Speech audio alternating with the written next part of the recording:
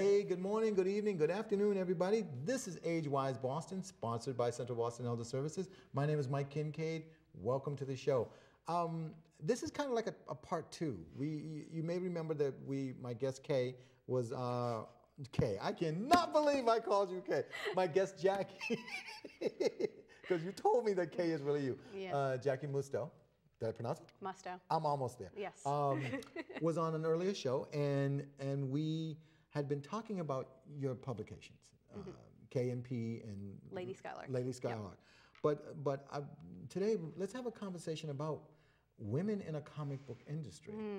Yes. Because I never hear about famous women. I mean, everybody hears about Stan Lee, Yep. Neil Adams, Jim Lee. You hear about the guys, Jack Kirby. You hear about guys who made the comic book industry. Yeah.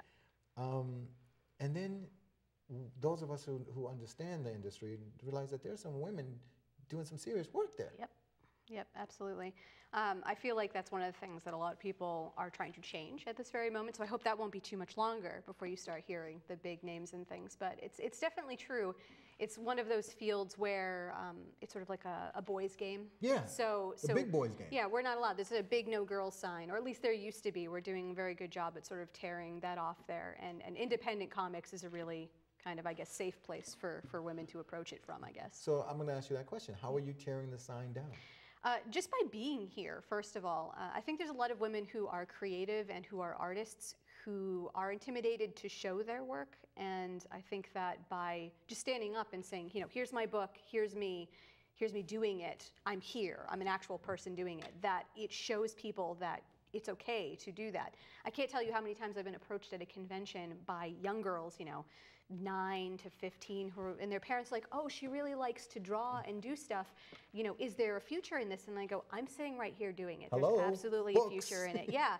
And so I hope that I can provide some sort of encouragement to them to do that. But all right, so Jackie, let's go in the Wayback Machine. Sure. You're in school. Yep. You're that kid in the back, and I've said this on the air before. You're the kid in the back of the class doodling. Yes. While everybody else is taking a history test. Yes. And you're doing your interpretation of what Napoleon really looked like. Is there anybody saying to you, you know what, Jackie? And I'm talking in school. I'm not talking about at home. I'm talking about in school. The people whose job it is to mold and guide and all that stuff. Is there anybody saying to you, you know, you got some serious skills there? You know, honestly, I am very, very lucky. I grew up around a lot of people between my parents and my friends and at least my art teachers, if not, you know, my English teachers, who were very supportive of that fact. I actually used to like to write a lot as a child, too. I just did them separately. I've kind of combined them as time goes on. But they were very encouraging of my creative aspirations. They weren't really telling me, oh, you should go into art or writing or what have you, but you should definitely do something with what you have. So I think that being in an environment where people are encouraging that is really the key first step to getting people there. So what was the first disappointment, if you don't mind me asking? What was the first time that you can remember where you were following your dream? Yeah. And somebody said, yeah, I don't think so. Oh, this is a great story. I'm glad you asked this question. So I was just about to go to college, and my great-grandmother, who was a very, very old woman at that point in time, my mom was like, you should go in there and tell her that you're going off to college. She'll be so proud of you. So I go, okay. So I march my little self in there, and I'm like, great-grandma, I'm going to college to go for art and do all of this stuff. And she just kind of curls the corners of her mouth down and goes, why are you wasting your father's money on that? You should just get married and do that as a hobby instead. And I was just like, oh my God. Wow, like a knife in my heart. Like it was just so terrible of a thing to say to somebody. And but she's thinking she's giving you advice. Sound practical advice, she thought. Yeah, it was just really obnoxious. And then, of course, my mother, who was just like, don't listen to her, don't listen to her, obviously. But so I was very lucky in that way to have a really nice sounding board for that. I hear a lot of stories about kids whose parents just are like, art is a hobby. A hobby. Don't. It's a waste of time. Don't do it. Be a scientist or a lawyer or a doctor or what have you. Right. One of those other things. Right. So. All right. So you go to school. You went to art school. Yes. I went to Montserrat College of Art, if anybody was curious. No. Because recently we were at the Granite State Comic-Con and got a chance to meet the the future use at yes. the University of New Hampshire School of Art or Art Institute. Art Institute of New Right, Hampshire, yeah. Art Institute of New Hampshire. And I was amazed. You want to know what the thing that I was amazed the most about is their enthusiasm for the future. Yeah, I think that as an artist, if you actually are going to succeed, you have to be really optimistic about tomorrow, because sometimes today can be really awful and you have to kind of look forward to it, especially after you've spent 10 hours in your studio and whatever you were working on didn't come out the way that you thought it was going to in your brain. You have to be like, well, I know I just spent all of today on this and I forgot to eat lunch, but you know what? Tomorrow I can try again. So I think you have to be really, really sort of anxious about what's going to happen tomorrow to be able to survive as an artist. I tend to tell people that's the old, I use the paraphrase from Michael Douglas's character in Wall Street, where greed is good, denial is good. Yes. Because denial says to you, tomorrow will be a better day. Yes, yes, Yeah. All right, so you're made a career decision, and the topic of this show is women in a male-dominated field. Yes. You have made a career decision at a young age, also, that you now want to tackle the big boys.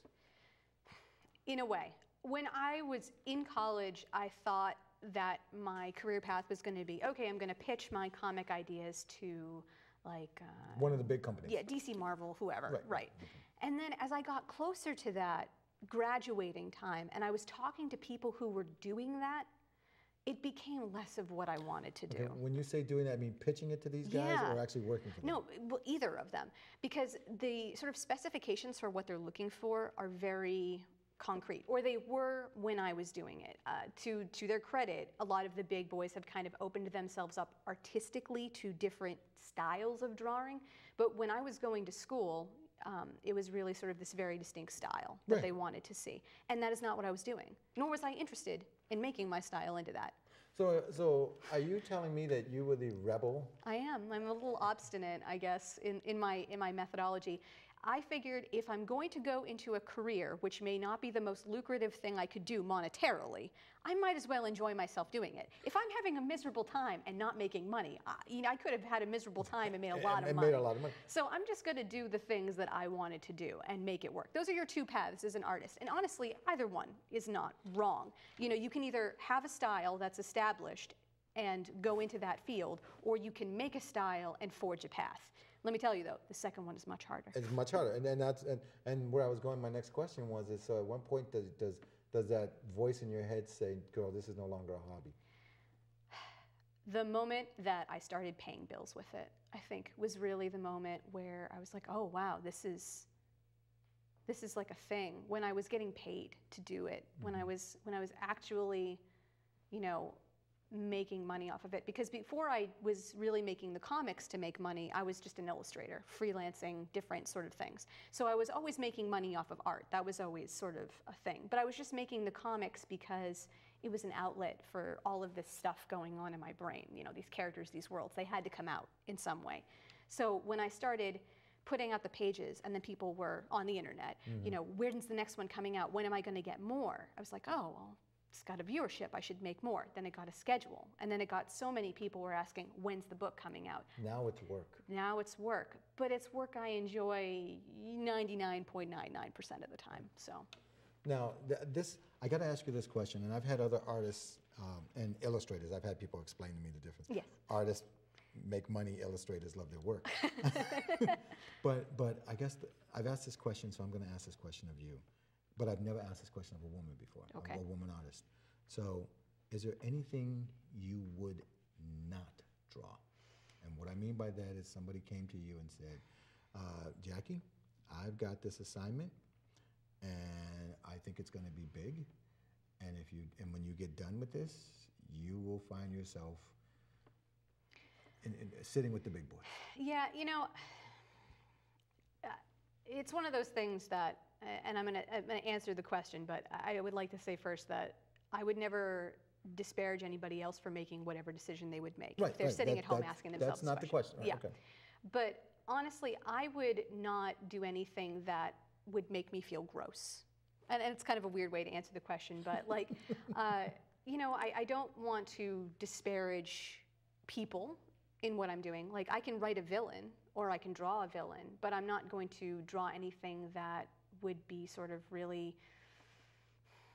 sort of detrimental to any particular person. Like, I have been approached and asked to do some really weird stuff before. Unique things that I have not felt comfortable drawing, and I have turned down jobs doing those things.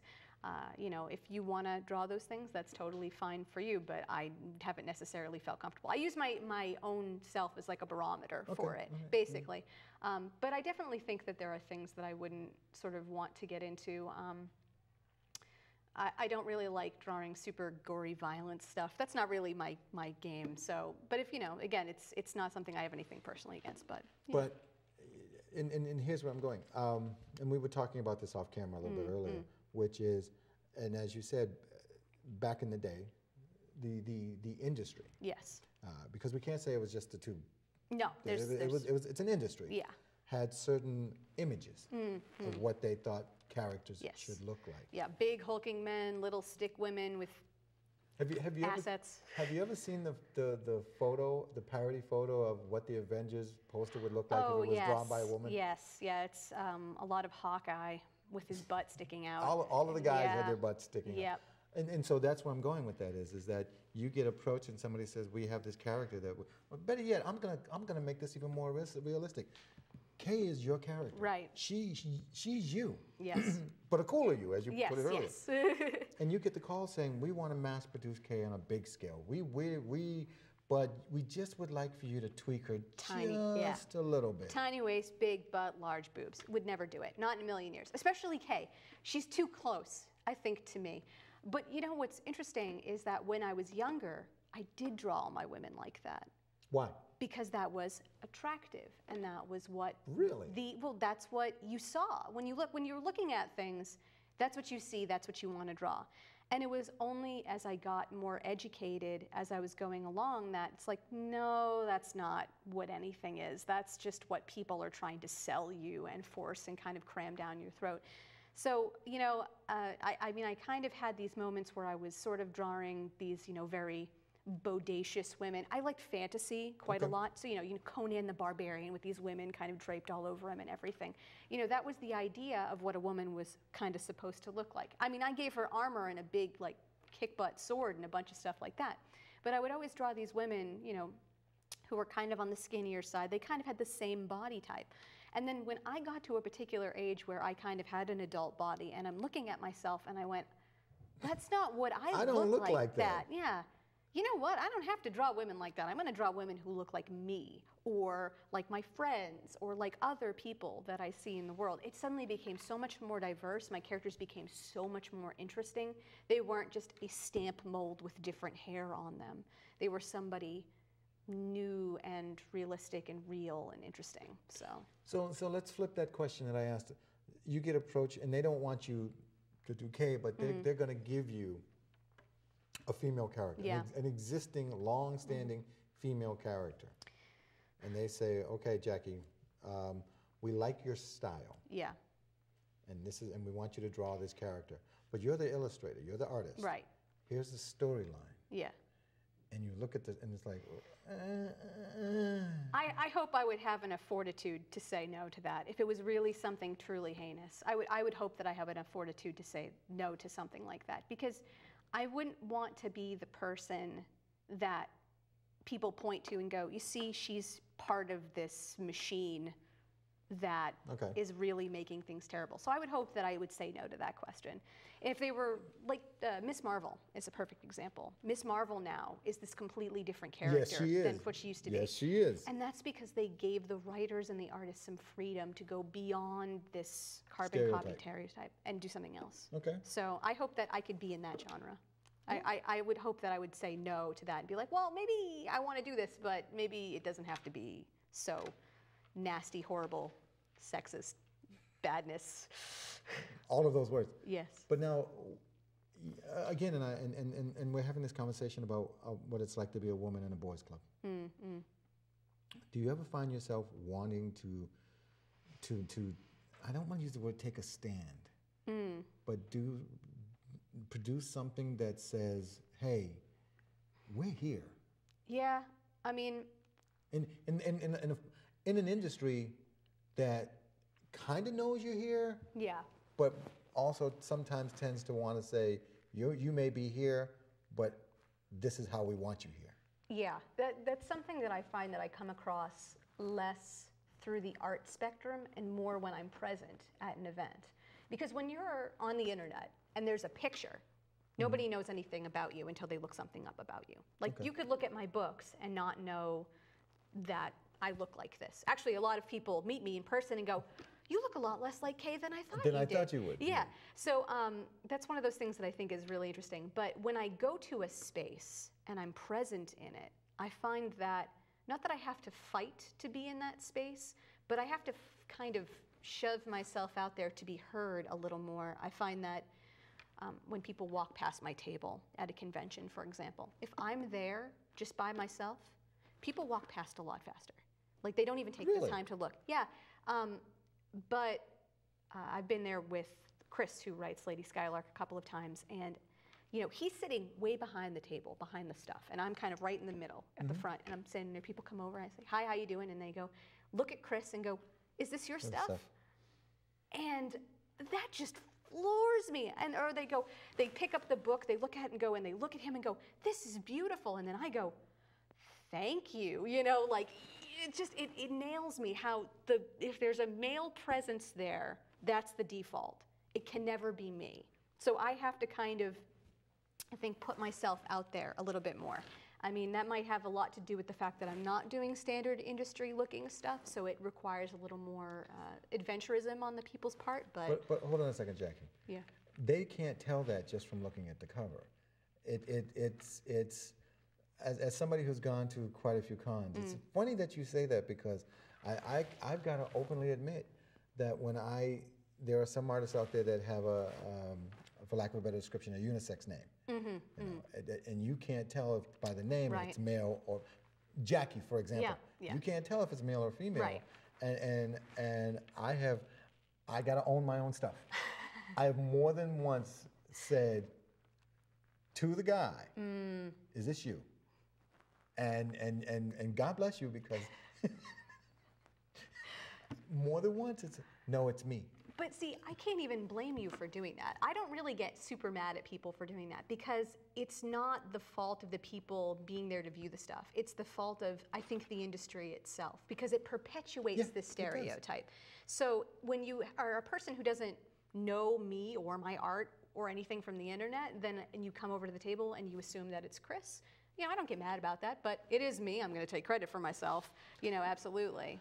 So if this is so damn hard, why should I tell my 18-year-old daughter to follow her dream? Because if you don't, you're going to be miserable. If I was doing anything else but this, I would be a miserable wreck. There are some days where at the end of the day, because of stuff that's happening in the news or comments that I get or what have you, I'm just like, you know what, I can't do this anymore. I'm done, right? And I'm going to get up tomorrow, and you know what, it's not worth it. I'm just going to do something else. And then I wake up in the morning and I sit down at my computer and I start drawing all over again. It's an obsession almost. And if you stifle that obsession, you're going to ruin yourself. Oh. Okay. For all the trouble that there is, and there is trouble, I would be lying to say if there wasn't, that it's worth it. It's totally worth it. And that it's not going to stay like this forever, as long as there are people there saying, here I am, this is my work, you have to listen to me. I'm not going to sit, quietly by the side and go, oh, well, this is my stuff, but maybe don't look at it. I'm like, no, here I am, I'm at this convention, this is my table, this is my work, look at it. I'm not going anywhere. Not going anywhere. And you mentioned current, we kind of, here's where I'm going with this. Political cartoonism is as old as politics in this country. Have you ever wanted to take the shot? And I'm not going to ask you names, but have you ever found yourself going, I've got to draw something about this. This is just too crazy for me to ignore it. Oh man, there is this, and there will be no names named. No names. There's this one particular artist I see at every convention, and they have this large format poster of Catwoman kind of bent over on all fours, licking milk out of a bowl. I have seen it. I have seen it. God, I want to do something with that because that just makes me want to throw a book. I really honestly just get so incensed about that. For many reasons, one including I love Catwoman, and she's so kind of dommy and assertive that to be like that, leather. yeah, it's so gross to see her like that. It drives me nuts. So I would really like to do something about that. I guess I'd like to stay political in the cartoon comic world because I think that's where I feel most comfortable. It's my knowledge base, but yeah. Before we run out of time, and I know they've probably already thrown it up on the screen, but if folks want to get in touch with you, yes. How do they get in touch with Jackie? I'm not even going to try because I keep saying Musto and it's Musto, but how do they get in touch with you? The best way to get a hold of me would be through probably my comic site. So KNP's comic site is kandp.com, KAYANDP.com, and ladyskylark.com are the two web comics. If you want to find me on social media, there's links through there, but you can also go to KNP.Tumblr is my Tumblr account. I also have a Twitter at KNP, and Facebook is Jackie Musto Illustration. So you can find me any of those ways. Where do we see Jackie in 5 years? Oh gosh, hopefully on a giant yacht with lots of really, awesome people drinking martinis. No, honestly, my sort of pipe dream would be to see Lady Skylark or KNP as kind of like a web serial cartoon, because I think that KNP would lend something to kind of the Cartoon Network style. Yeah. And I think I mentioned Not Adult Swim. Not Adult Swim, okay. But well, maybe Adult Swim. She is in college after all. She does. Oh, that's good. That's right. Good point. Good point. But she, I kind of mentioned this, I think, in the other part of our talk here. But I kind of grew up as an animation junkie, so it would really be like such a awesome moment for me to see my characters moving and talking on screen. And years ago, I had an opportunity to have a conversation with one of the oh God, his name escapes me. He is an illustrator for Iron Man, the old Iron Man. Tony Stark is an alcoholic, something. Yes. And I remember asking him, what was it like to see something that you've drawn a million times come to life? And he's also a consultant for the movies. And he said, Mike, it was unreal. I can imagine. He goes, I have drawn that panel of him landing so many times. So I guess what would you prefer? You've already mentioned animation, but if somebody said, hey, we'd like to do a live action. I think. Which one, KNP or Lady Skylark? I guess Lady Skylark. KNP, I see P especially is very kind of loose and wiggly. I don't know he would work so well in a live action environment, but Lady Skylark could very easily be a live action thing and just these crazy steamships. I kind of see it in the BBC way of looking. I was thinking that, a Doctor Who type of thing. Right, exactly. So that like really kind of quasi-good, but still not, Hollywood version of animating things or the green screen stuff. So. All right, well, we're wrapping up here. So, Jackie, is there anybody you want to throw a shout out to? Definitely Chris, who is just sort of a great person to be around. He's the writer for Lady Skylark, and he's my sounding board for a lot of stuff, so I'd like to thank him. And of course, my folks and my friends who have been awesome my entire life. I would probably get really yelled at if I didn't mention them at least once. So. All right. All right. That's the show. The only thing I'm going to say to everybody is follow your dreams, and don't let people tell you you don't know what you're doing. My name is Mike Kincaid. This has been Age-Wise Boston. That was Jackie. She's going to be back. Don't worry about that, guys. Thanks for hanging out with us, and I'll see you around the neighborhood. Bye-bye, everybody.